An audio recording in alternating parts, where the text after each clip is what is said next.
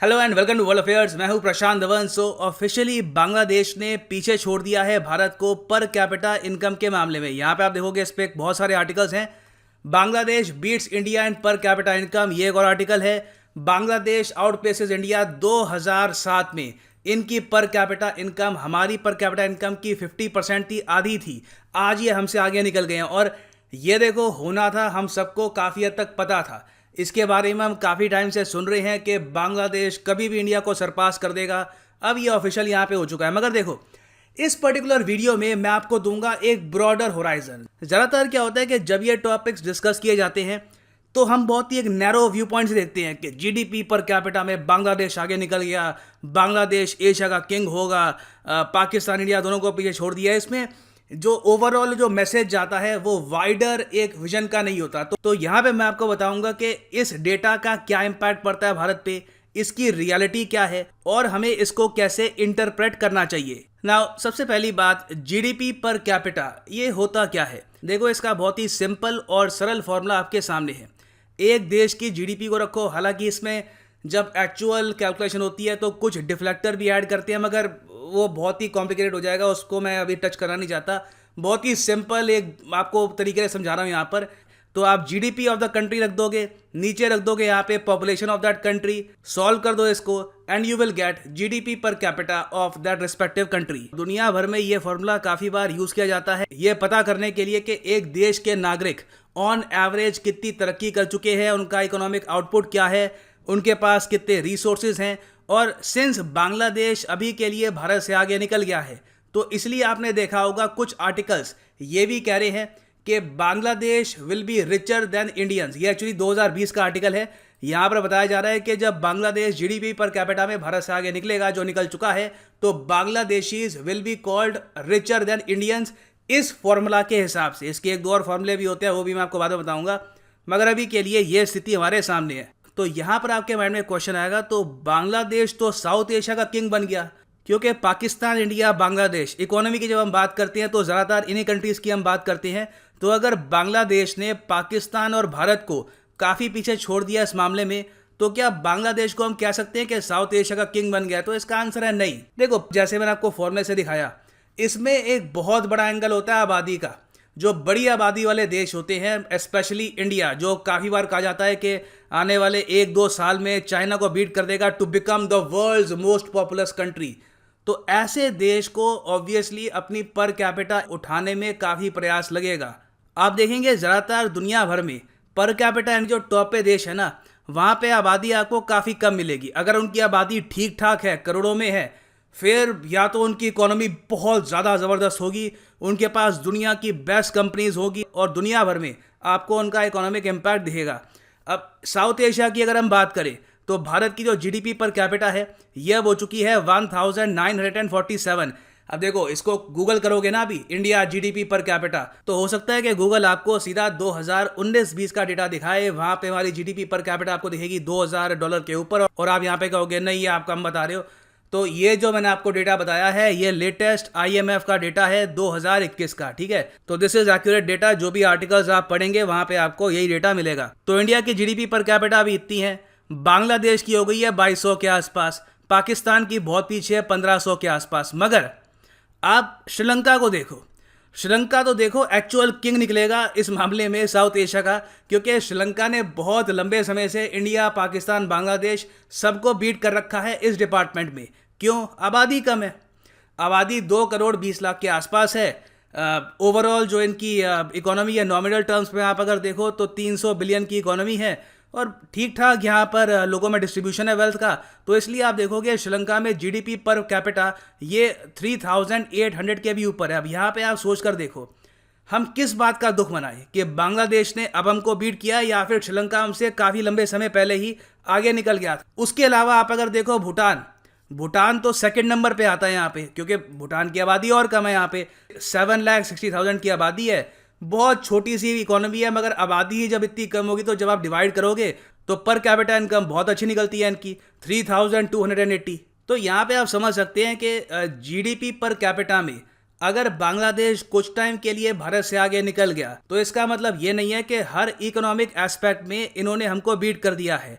India की overall अर्थव्यवस्था बांग्लादेश और पाकिस्तान दोनों को आप मिला लो तो उससे भी काफ़ी ज़्यादा है। इंडिया $1 ट्रिलियन इकोनॉमी है। आप अगर नॉमिनल टर्म्स में देखो, पीपीपी टर्म्स में देखो, दोनों तरफ से आप अगर देखो तो India has a vast economy. बस देखो आबादी इतनी है, यहाँ पे इतने लोग हैं और सरकार कुछ करती नहीं है आबादी को कंट्रोल करने के लिए। अभी भी हमारा पॉपुलेशन ग्रोथ रेट बहुत हाई है, तो इसलिए ऑब्वियस ही बात है भारत आपको श्रीलंका, भूटान और इस केस में इवन बांग्लादेश के पीछे दिखेगा। मगर यहाँ पे बांग्लादेश की जो ओवरऑल अचीवमेंट है मैं उसको कम नहीं कह रहा। बांग्लादेश की जो आबादी है आप अगर देखो तो 16 करोड़ के आसपास है, काफ़ी बड़ी आबादी है। 1971 में इनको आज़ादी मिली पाकिस्तान से, एक बहुत ही ब्रूटल लड़ाई लड़ी इंडिपेंडेंस के लिए, इनके लाखों लोग मारे गए, पूरा एक जेनोसाइड हुआ। कैसे भी करके ये उभरे और आज के समय आप अगर देखो तो चाहे पेंडेमिक की वजह से हो या किसी भी कारण की वजह से हो, इन्होंने इंडिया को बीट किया है जीडीपी पर कैपिटा के मामले में। और इसमें इनकी काफ़ी मेहनत भी है। इन्होंने अपना जो टेक्सटाइल सेक्टर है इसको काफ़ी ग्रो किया है, और तरीके से भी काफ़ी मेहनत करी है। अगर ये इसी तरीके से ग्रो करते गए तो बिल्कुल ओवरऑल बांग्लादेश में क्वालिटी ऑफ लाइफ में आपको इंप्रूवमेंट देखने को मिलेगी। मगर मैं आपको ये बता दूं कि पॉसिबिलिटी है कि India in the future catch up भी करेगा एक बार जब ये पेंडेमिक का इशू है ये रिजॉल्व हो जाए।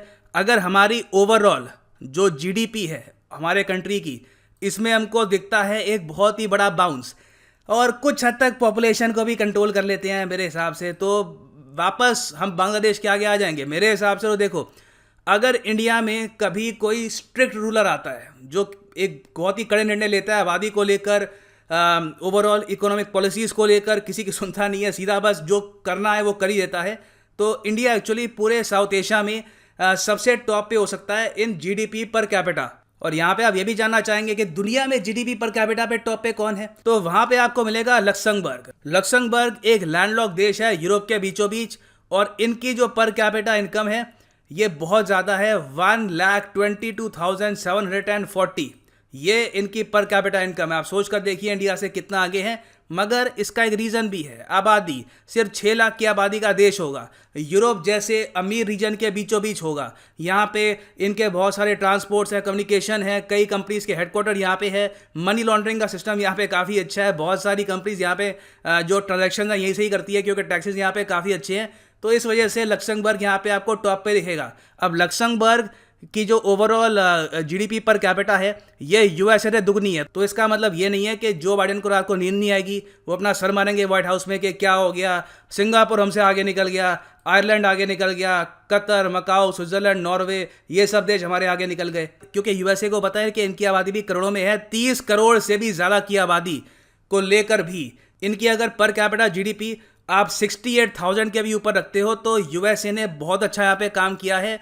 और ये इसलिए हो पाया क्योंकि इनके पास दुनिया भर की मेजर कंपनीज है, माइक्रोसॉफ्ट, एप्पल, अमेजॉन, दुनिया भर में जिनका बिजनेस फैला हुआ है वो आपको यूएस में ही मिलेगी। इसलिए ओवरऑल यूएस की पर कैपिटा इनकम काफ़ी हाई है, even with a huge population. Now खैर ये तो हमने बात कर ली है जीडीपी पर कैपिटा की, मगर आपको समझना होगा जो भी यहाँ पे मैंने आपको नंबर दिखाए ना, ये सारे, ये इंडिया वाले और ये सारे, ये हैं GDP per capita nominal terms में। ये भी दो तरीके से कैलकुलेट होती है जीडीपी पर कैपिटा, एक होती है नॉमिनल टर्म्स में, एक होती है पीपीपी टर्म्स में। पीपीपी की फुल फॉर्म होती है परचेजिंग पावर पैरिटी। देखो नॉमिनल टर्म्स में तो सीधा सीधा एक रूल होता है कि जीडीपी नॉमिनल टर्म्स में आबादी डिवाइड कर दो, मिल गया आपको आंसर। जब हम बात करते हैं जीडीपी पर कैपिटा इन पीपीपी टर्म्स, तो यहाँ पे हमको देखना होता है कि परचेजिंग पावर क्या है लोगों की। ये बात एक्चुअली मैं नहीं कह रहा, ये हमारे former chief economic adviser Arvind Subramanian ji कह चुके हैं। इन्होंने ओपनली यहाँ पर यह कहा था कि देखो बांग्लादेश अगर हमसे थोड़ा बहुत निकल भी जाता है नॉमिनल जीडीपी पर कैपिटा के मामले में, तो इसमें पैनिक करने की ज़रूरत नहीं है क्योंकि in GDP per capita PPP terms हम बांग्लादेश से काफ़ी आगे हैं। हम इस मामले में आप अगर देखो, इसका जो अभी लेटेस्ट डेटा सामने आया नहीं है, मगर अभी भी आप अगर देखो तो इंडिया की ओवरऑल जीडीपी पर कैपिटा इन पीपीपी टर्म्स है $6,000 के भी ऊपर, बांग्लादेश की $4,000 के आसपास है।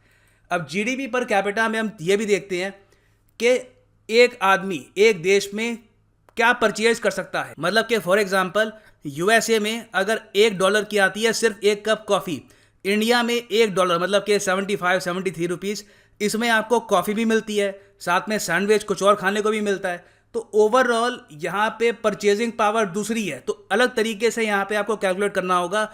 इसलिए आपने देखा होगा कि जीडीपी को जब हम नॉमिनल टर्म्स में देखते हैं, पर कैपिटा की बात नहीं कर रहा, जीडीपी को नॉमिनल टर्म्स में देखो तो भारत आपको टॉप 5 में नहीं दिखेगा।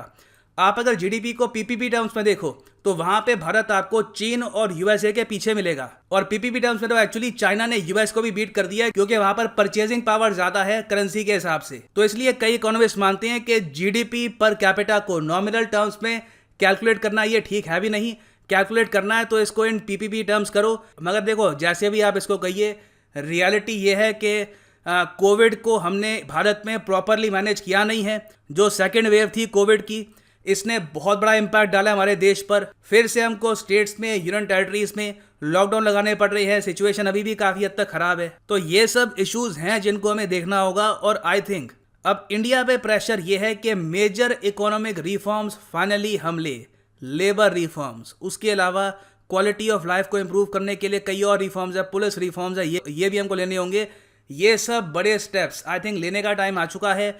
हम जितना इसको डिले करेंगे इन द फ्यूचर, उतना ही हमको नुकसान होगा। खैर, अभी के लिए बांग्लादेश को congratulations, they have earned this GDP per capita number. और आई होप कि बांग्लादेश जो एक फ्रेंडली कंट्री है इंडिया का, इन द फ्यूचर और भी प्रॉस्पर करे। एंड फाइनली यहाँ पर मैं ये भी ऐड कर दूँ कि आप किसी भी एग्जाम के लिए प्रिपेयर कर रहे हैं, चाहे यूपीएससी, एसएससी, बैंक, आप परचेज कर सकते हैं अनअकैडमी के क्वालिटी कोर्सेज।